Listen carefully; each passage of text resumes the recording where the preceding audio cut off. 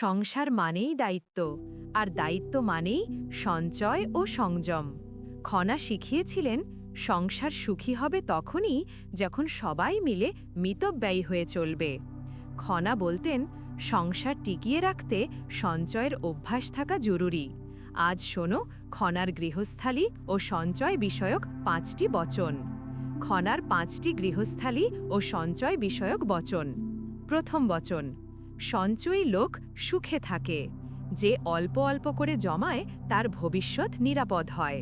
দ্বিতীয় বচন, অল্প খেলে নষ্ট হয় না, বেশি খেলে থাকে না।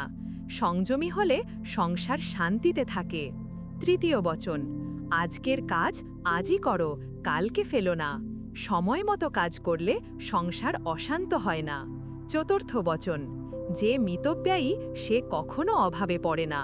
অপচয় এড়িয়ে চললে সংসার টিকে থাকে। পঞ্চম বচন, যে যতন করে রাখে সে ততন ফল পায়। যা আছে যত্নে রাখলে জীবন সুখী হয়।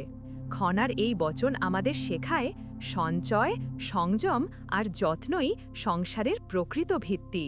খনা আমাদের বলে গেছেন যে সংসারে সঞ্চয় থাকে সেই সংসারেই সুখ টিকে থাকে।